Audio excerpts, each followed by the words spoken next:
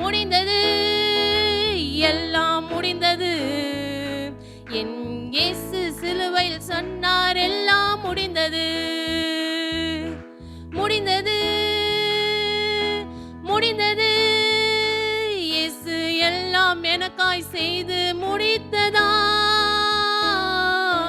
முடிந்தது, எல்லாம் முடிந்தது. இயேசு எல்லாம் எனக்காய் செய்து முடித்ததால் முடிந்தது, எல்லாம் முடிந்தது. என் சாபம் தரித்திரம் வியாதிக்கு நேரம் முடிந்தது. ஆமென். முடிந்தது, எல்லாம் முடிந்தது. என் சாபம் தரித்திரம் வியாதிக்கு நேரம் முடிந்தது. ஆமென். அல்லேலூயா. என்ன சொல்லப்படுதுன்னா, முடிந்தது, என் சாபம், என் தரித்திரம், என் வியாதிக்கு நேரம் முடிந்தது. இது வந்து 6வது வார்த்தை முடிந்தது. யோவான் எழுதின சுவிசேஷம் 19ஆம் அதிகாரம் 30ஆம் வசனம். இயேசு காடியை வாங்கின பின்பு முடிந்தது என்று சொல்லி தலையை சாய்த்து ஆவியை ஒப்பு கொடுத்தார். முடிந்தது என்ற வார்த்தை வந்து ஒரு சோர்வின் வார்த்தை அல்ல, ஒரு தோல்வியின் வார்த்தை அல்ல, அது ஒரு வெற்றியின் வார்த்தை, ஜெயத்தை கொடுக்கிற வார்த்தை, வீரத்தை கொடுக்கிற வார்த்தை. ஏன்னா எல்லாருமே என்ன சொல்லுவாங்க, அங்க வந்து யார் வந்து அவங்கள ஆண்டவராக இயேசு கிறிஸ்து வந்து சிலுவையில் அறையத்துக்காக பாடுபட்டவங்க யாருன்னா, இந்த அண்ணா காய்பா, பிரதான ஆசாரியர், மூப்பரு, இந்த வேத பாரகர், இந்த சேவகர், இவங்க எல்லாரும் தான் ஏசப்பாவை வந்து இந்த சிலுவையில் அறையணும்ட்டு பாடுபட்டாங்க. அவங்க வாயிலேருந்து வந்திருக்கணும், ஃபினிஷ்ட், இட் இஸ் ஃபினிஷ்ட், இவங்கள வந்து நம்ம சிலுவையில் அரைஞ்சிட்டாரு, இல்லை முடிஞ்சிருச்சு அப்படின்னு சொல்லிட்டு அவங்க சொல்லணும் அந்த வார்த்தையை. ஆனால் மாறா ஏன் இயேசு கிறிஸ்து வந்து முடிந்ததுன்னு ஏன் சொன்னார்? அவர் சோகமாக சொல்லலை, எல்லாத்தையும் ஜெயிச்சதுனால தான் முடிந்ததுன்ற வார்த்தையை அவர் சொன்னார். இந்த விவிலியம் பைபிளில் சொல்லப்பட்டிருக்குது, எல்லாம் நிறைவேறிற்று. முடிந்ததுக்கு என்ன அர்த்தம்னா, எல்லாம் நிறைவேறிற்றுன்னு சொல்லிட்டு இந்த விவிலியம் பைபிளில் சொல்லுது. இன்னொரு வார்த்தை வந்து இந்த டெட்டலஸ்டியா அப்படின்னு சொல்லிட்டு கிரேக்க மொழியில் சொல்லப்படுது. இந்த டெட்டலஸ்டியா என்னன்னா, இப்போ யூதர்கள் வந்து அந்த காலத்தில் கடன் கொடுப்பாங்க. அந்த கடனை வாங்கிட்டு என்ன பண்ணுவாங்கன்னா, ஃபுல்லாக கடன் அடைஞ்சு முடிஞ்சிருச்சு. அப்போ யூதர் வந்து ஒரு சீட்டில் எழுதி கொடுப்பார், டெட்டலஸ்டாய் அப்படின்னு எழுதி கொடுப்பார். அந்த டெட்டலஸ்டாய்னா ஃபுல்லாக நீ கடனை தீர்த்து முடிச்சிட்ட, அதுக்கு தான் அந்த அர்த்தம். கிரேக்க மொழியில் டெட்டலஸ்டாய் முடிந்ததுன்ற அர்த்தது. இந்த டெட்டலஸ்டாய் வந்து அப்போ வந்து எல்லாத்திலும் பயன்படுத்துவாங்க. இப்போ போருக்கு போகிறாங்கன்னா அந்த அரசரும் சொல்வார், டெட்டலஸ்டாய் போர் முடிந்தது அப்படின்னு. அதே போல் நம்ம இயேசு கிறிஸ்து வந்து எல்லாத்தையும் முடித்தார். அதில் 3 வந்து 3 பரிமாணங்கள் உள்ளது. அது என்னன்னா, பிதாவை நோக்கி இயேசு கிறிஸ்து சொல்றாரு, முடிந்தது. என்னது? நீங்க அனுப்புன வேலை, நீங்க அனுப்புன வேலையை, திட்டம் எல்லாத்தையும் வந்து இயேசு கிறிஸ்து அந்த சிலுவையில முடித்துட்டார். அதனால தான் பிதாவை பார்த்து முடிந்ததுன்னு சொல்றாரு. வேத வசனம் ஆதாரமா யோவான் எழுதின சுவிசேஷம் 17ஆம் அதிகாரம் 4ஆம் வசனம். நான் செய்யும்படி நீர் எனக்கு நியமித்த கிரியை செய்து முடித்தேன்.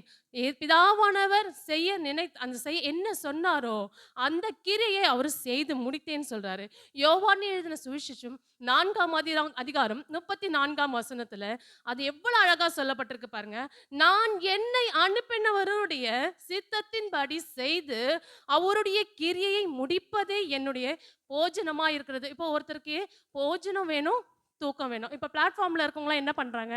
அவங்களுக்கு சாப்பாடு கொடுத்தா, சாப்பாடு இருந்தா போதும், தூங்கினா போதும். ஆனா நம்ம தான் மார்த்தால போல இது வேணும், அது வேணும், இது வேணும்னு நம்ம எல்லாமே கேட்போம். ஆனா ஆண்டவர் என்ன சொல்றாரு பாருங்க, உன் பிதாவின் சித்தத்தை அவருடைய கிரியை செய்து முடிப்பதே எனக்கு போஜனமா இருக்குதுன்னு சொல்றாரு. யோவான் 6:38 சொல்லப்படுகிறது, என் சித்தத்தின்படி அல்ல, என்னை அனுப்பினவருடைய சித்தத்தின்படி செய்யவே நான் வானத்திலிருந்து இறங்கி வந்தேன்னு சொல்றாரு. எவ்வளவு அழகா சொல்லியிருக்காரு. நம்மலாம் ஆண்டவரோட சித்தத்தை ஒப்பு கொடுத்துருக்கோமா? எதுவுமே அந்த மாதிரி செஞ்சதில்லை. ஆனா இயேசு கிறிஸ்து பாருங்க, ஒவ்வொரு காரியத்திலும் ஒரு அம்மா வந்து சொல்றாங்க, ஏசப்பா வந்து ஒவ்வொரு இடத்துல வந்து ஓமைகளாய் ஒரு ஒரு வார்த்தையை சொல்லிட்டு இருப்பாரு. அப்போ ஒரு அம்மா வந்து கேட்குறாங்க, போதகரே உங்க லெஃப்ட் சைடில் என் ஒரு பையன், ரைட் சைடில் ஒரு பையன் பரலோகத்தில் உட்கார இருக்க முடியுமா அப்படின்னு சொல்லும்போது ஏசு கிறிஸ்து நிறைய சொல்றாரு. என் போஜனத்தை நீ சாப்பிட முடியுமா? நான் இருக்கிற இடத்துல நீ தூங்க முடியுமா? இப்படிலாம் சொல்லும்போது கூட அந்த அந்த அந்த அந்த அம்மா வந்து விடல. அப்ப ஏசு கிறிஸ்து சொல்றாரு, என் சித்தம் இல்லை, பிதாவின் சித்தத்தின்படி தான். அந்த இடத்துல கூட ஒவ்வொரு இடத்துலையும் வந்து பிதாவின் சித்தம், பிதாவின் சித்தம் தான் ஏசு கிறிஸ்து சொல்லப்பட்டார். அதேமேல அதேபோல பிதாவின் சித்தத்தின்படி அவர் செய்து முடித்தார். அடுத்ததாக உங்களையும் எங்களையும் என்னையும் பார்த்து சொல்றாரு. "நீ இனிமேந்து வந்து துக்கப்படாத, கவலைப்படாத, கண்ணீர் விடையாத, உன் துக்க நாட்கள் முடிந்ததுன்னு" சொல்லி நம்மள பார்த்து சொல்றாரு முடிந்ததுன்னு. அதுக்கு ஆதாரமாக யோவான் 1ஆம் அதிகாரம் 29ஆம் வசனம், உலகத்தின் பாவத்தை சுமந்து தீர்க்கிற தேவ ஆட்டுக்குட்டி. நம்மளுடைய பாவத்தை, என் பாவத்தை என் கணவர் சுமக்க முடியுமா? என் மகன், நான் அவ்வளோ அவன் மேல எனக்கு அவ்வளோ பாசம். எல்லா தாய்மார்களுக்கும் பிள்ளைங்க மேல அவ்வளோ பாசம். அவங்களோட பாவத்தை நம்ம சுமக்க முடியுமா? அவங்கவங்க பாவம் தான் அவங்கவங்க சுமக்க முடியும். ஆனா நம்மளுடைய பாவங்கள் எல்லாவற்றையும் நம் தேவன் இயேசு கிறிஸ்து சுமந்து தீர்த்தார். 1 பேதுரு 2:24 சொல்லப்பட்டிருக்கு. நம்முடைய பாவங்களை சிலுவையின் மேல் சுமந்தார். யாருடைய பாவங்கள்? நம்முடைய பாவங்கள். ஏசாயா 52ல சொல்லப்படுகிறது, நம்முடைய அக்கிரமங்கள், நம்முடைய பாவங்கள், மீறுதல் எல்லாவற்றையும் தேவன் என்ன பண்ணாரு? சிலுவையின் மேல் சுமந்தார். இந்த சிலுவையில சுமந்தும்போது 17 மணி நேரம் அங்க கடந்து செல்றாங்க. கொல்கத்தா மலையிலேருந்து கடந்து செல்லும்போது அவருக்கு தண்ணீர் கிடைக்கல. அப்ப அந்த சங்கீத அதிகாரத்துல சொல்லப்படுது பாருங்க, 22ஆம் 15ஆம் வசனத்துல, "என் பெலன் ஓட்டை போல காய்ந்தது. என் நாவு மேல் வாயோட ஒட்டிக்கொண்டது." அப்ப அவருக்குள்ள தண்ணியே இல்ல. என் பையன் என்ன கேட்டான். நேத்திக்கு தான் என்ன என்கிட்ட வந்து கேட்டான். "அம்மா, ஏசப்பா வந்து நெறைய அற்புதம் செஞ்சாங்களே, ஏம்மா இவ்ளோ அடி அடிக்கும்போது அவர் நெறைய அற்புதம் நெறைய செஞ்சுக்கலாமே?" அப்படின்னு அவன் என்கிட்ட கேட்டான் பெரியவன். அப்ப நான் சொன்னேன், "ஏசப்பா இது இல்லடா, 4 நாள் நாரின லாசருவே உயிரோட எழுப்புனாரா?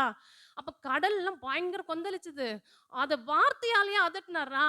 அவர் நெனச்சாருன்னா, தேவதூதர்கள் அப்படியே அவர் கையில அப்படியே சுமந்துருப்பாங்கடா. இது அவர் ஒரு விஷயம் இல்ல. ஆனா பழைய ஏற்பாட்டிலேயே ஆண்டவரோட சித்தம். இது இப்படிதான் நடக்கணும்னு அது தீர்மானம்ப்பா. அதனால தேவனுடைய சித்தத்தின்படி இது எல்லாமே இது நடக்கும்பா" அப்படின்னு சொன்னேன் என் மகனுக்கு. பலி கொடுக்கிற காரியம். இப்ப நம்ம வந்து இந்த இந்த காலத்துல, அந்த காலத்துல வந்து பலி ஃபுல்லா நாங்க என்னாகும் படிச்சுட்டு இருந்தோம். 40 நாள் உபவாசம் நடந்து. அப்ப பாஸ்டர் ஒரு காரியம் சொன்னாரு. பலிய பத்தி எங்களுக்கு நெறைய பலி, குற்ற நிவாரண பலி, நெறைய பலிங்க சொல்லும்போது, பாஸ்டர் ஒரு காரியம் சொன்னார். பலியெல்லாம் ஆண்டவர் தான் கொண்டு வந்தாரு. ஆனா கொண்டு வந்தது என்ன பண்ணாங்கன்னா, இவனுங்க நடுவுல என்ன பண்ணிட்டாங்கன்னா, அது பிசினஸ் ஆக்கிட்டாங்க. விற்கிறது, இது இப்படிப்பட்ட காரியங்கள் தேவ ஆலயத்துக்குள்ளேயே இப்படிதான் நடந்துச்சு. அது பிசினஸா கொண்டு வந்துட்டாங்க. ஒரு பலிய வந்து அவர் ஒரு பயத்தோடலாம் கொண்டு வரல. அப்போ ஆண்டவருக்கு எவ்வளோ அது ஒரு அருவருப்பா இருந்திருக்கும். ஏசப்பா அத பார்த்து என்ன சொல்றாரு? "என் வீடு கள்ளர் குகையா மாற்றினீர்களேன்னு." அவ்வளோ இயேசு கிறிஸ்து அந்த தேவாலயத்த பார்த்து சொல்றாரு.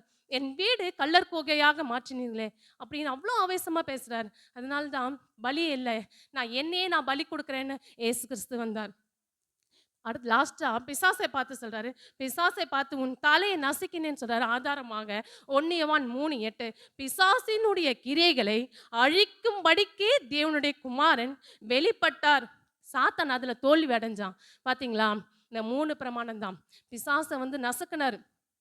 கிறிஸ்து இயேசு நமக்காக பஸ்கா ஆடாக அடிக்கப்பட்டார். மத்தேயுல சொல்லப்படுது, நியாய பிரமாணத்தை ஒழிக்க அல்ல, அதை நிறைவேற்றவே வந்தேன்னு சொன்னார். ரோமர் 10:4ல சொல்லப்படுகிறது, கிறிஸ்து நியாய பிரமாணத்தின் முடிவா இருக்கிறாரு. நியாய பிரமாணத்தை அழிக்க வரல, நியாய பிரமாணத்தை நிறைவேற்றவே வந்தாரு. யாக்கோபு 2:10ல சொல்லுது, ஒருவன் நியாய பிரமாணம் முழுவதும் கைக்கொண்டிருந்தும் ஒன்றிலே தவறினால் எல்லாவற்றையும் குற்றவாளியா இருப்பான். நம்ம எல்லாத்திலும் அந்த எல்லா நியாய பிரமாணத்திலும் நம்ம ஃபாலோ பண்ணவே முடியாது. ஆனா இயேசு கிறிஸ்து அத ஃபாலோ பண்ணாரு. ஃபாலோ பண்ணதுனால தான் எல்லாத்துலயும் அவரு சிறந்து விளங்குனார். கிறிஸ்து நியாய பிரமாணத்தில் முடிவா இருக்கார். முடிவா இருந்தார். ரோமர் 10:4ல நாம் வாசிக்கிறோம். தலைமுறை தலைமுறையா இருக்கிற சாபத்தை இயேசு சுமந்து தீர்த்தார். இயேசு சுமந்து தீர்த்தது இதுதான் நம்மளுடைய நம்மளோட பாவங்களையும், அக்கிரமங்களையும் எல்லாவற்றையும் தேவன் சிலுவையிலே முடிந்தது என்ற வார்த்தையை சொன்னார். எல்லா பாவங்களுக்கு ரட்சிப்பு உண்டானது. ஏசாயா 60:20ல சொன்னது பட்டது போல, உன் துக்க நாட்கள் முடிந்தது. கர்த்தர் இந்த வார்த்தையை கொடுத்ததுக்காக நன்றி. கர்த்தரை ஸ்தோத்திரிக்க கண்களை மூடி ஜெபிப்போம். அப்பா, இது முதல் தடவை நான் இந்த வார்த்தையை கொடுக்க கர்த்தர் கொடுத்த ஸ்லாயத்துக்காக நன்றி. அப்பா, இந்த வார்த்தை எல்லாருக்கும் கிரி செய்ததுக்காக நன்றி. அப்பா, இதை நீ கொடுத்து இது பேசும்படியாய் செய்த கிருபைக்காக கோடான கோடி நன்றி ராஜா. இயேசு கிறிஸ்து நாமத்தில் கெஞ்சி கேட்க நல்ல பிதாவே, ஆமென்.